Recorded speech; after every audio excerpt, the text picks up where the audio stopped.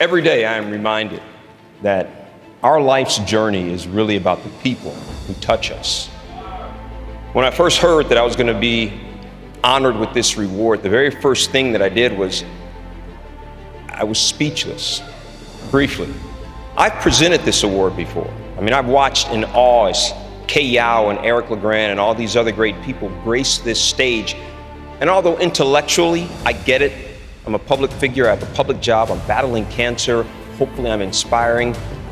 At my gut level, I really didn't think that I belonged with those great people. But I listened to what Jim Valvano said 21 years ago. The most poignant 7 words ever uttered in any speech anywhere. Don't give up. Don't ever give up. Those great people didn't. Coach Valvano didn't. So to be honored with this, I now have a responsibility to also not ever give up. Come on, talk back to me. You take this opportunity for what? You take it for granted, bruh. So the reason why I'm so passionate, the reason why I'm grinding, because every day I wake up like I'm in first class, bruh. Like I got on the plane today, my son and I, we got our own little business where we do personality tests. So I got my man on speakerphone, I get in, my man in front of me trying to check me. I'm like, bruh, it's 2019. Like I ain't got to cut my phone off. Like this ain't 1942. And I told my man, no disrespect, bro. You talking to a grown man. You in first class, I'm in first class. Like this ain't back in the day. Are you hearing what I'm telling you? Like this ain't back in the day. I earned the right to be here. I grinded to be here. I get up at 3 o'clock in the morning the last 13 years, giving out content every day. I deserve to be here. Don't talk to me like that. You understand what I'm trying to tell you? See, because I grind so hard, I work so hard, that when I get this opportunity, like I don't play with it. I don't act like I deserve to be here. I think about my ancestors and what they went through, and that's why I'm here. So the first thing I need y'all to do is, and I know you sweet. You've been sweet since you was in high school. You've been sweet since you was in college, and people been worshiping you. I understand that. But what I'm trying to tell you, this different, baby. This ain't high school.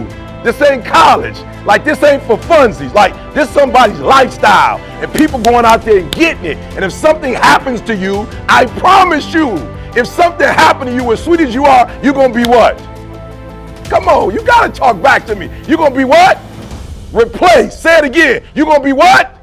That ought to scare you. That ought to scare you. That alone ought to make you wake up every day and say, I cannot afford to be replaced. Now I need 3 people to be honest before I go there. You cannot afford to be replaced. Why? Somebody talk to me. I can tell you why I can't afford to be replaced. You tell me why you can't afford to be replaced. I have a great time with my life, and I want to share it. I love living. I think that's infectious. It's something that you can't fake. Greatness is not this wonderful, esoteric, elusive, God-like feature that only the special among us will ever taste. You know, it's something that truly exists in all of us. It's very simple. This is what I believe, and I'm willing to die for it. Period. It's that simple. I know who I am, and I know what I believe. I know who I am, I know what I believe. That's all I need to know. And that's all I need to know. So from there, you do what you need to do. Yeah. You know, and I think what happens is we make the situation more complex than it has to be. Because we're looking for complexity. There's got to be something complex to understand. It can't be that easy. No. We didn't grow up with the sense that where we were was where we were going to be. You know, we grew up with the sense that where we were almost didn't matter because we were becoming right. Something greater. I want to talk about like when I started, going to school and stuff, a lot of people put me down, you know what I mean? Like people tease each other. I mean, people come up and say, hey, you're fat, you're fat, you're fat, you're fat, you're fat, you're fat, you're fat, you like, lose some weight, and you go home and you look at yourself in the mirror and go, I'm fat, right? And so many people tease each other. Oh, you're too short, you're too tall, you look whatever. Different hair and all that, it doesn't matter. See, the thing is, when you're in school, when you're growing up in life, it actually sort of matters to people how you look. And then it matters to you because it matters to others. Why? Why does it matter how you look? Because if they don't like you, then who will? If they don't accept you, then who will? And the fear that we have is that we're going to be alone, that we're not good enough. And, we have to change ourselves. So many people put me down and say, Nick, you look too weird and no one's really your friend and you can't do this and you can't do that. And I couldn't change anything. It's not like just fixing my hair one day and everything's fine. It's not like, just whatever. I couldn't change my circumstance. I couldn't just one day wake up and say, hey, give me arms and legs. I need arms and legs. You know what I mean? Like, I went to a bodybuilder, said, can you make me some arms and legs? No joking. Bodybuilder, you get it? Right? So this is the thing, I go up to people, can you give me a hand? I'm just joking. But it was so hard because people put me down. And I started believing that I was not good enough. I started believing that I was a failure. That I'd never ever be somebody who people would like or people would accept.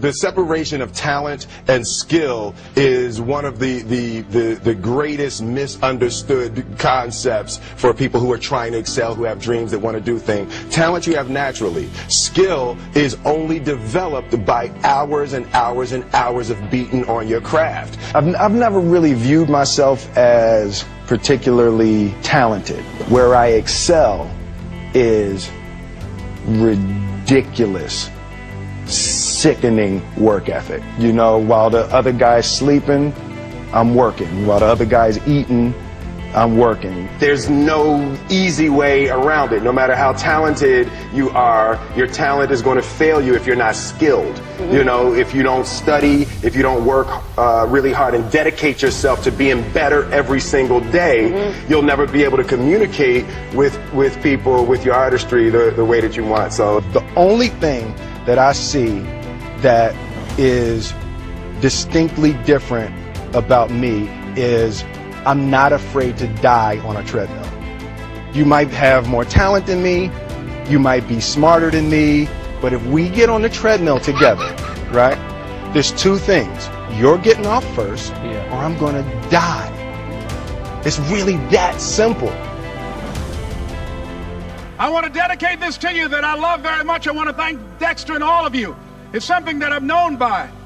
It's on our tapes called Choosing Your Future, and it says simply this, that if you want a thing bad enough to go out and fight for it, to work day and night for it, to give up your time, your peace, and your sleep for it, if all that you dream and scheme is about it, and life seems useless and worthless without it, and if you gladly sweat for it and fret for it and plan for it and lose all your terror of the opposition for it, and if you simply go after that thing that you want with all of your capacity, strength and sagacity, faith, hope and confidence, and stern pertinacity, if neither cold poverty, famish or gulf, sickness or pain or body and brain can keep you away from the thing that you want, if dogged and grim, you besiege and beset it, with the help of God you'll get it. This is Mrs. Mamie Brown's baby boy, Leslie Calvin Brown, saying, it's been a plumb pleasing pleasure, as well as a privilege.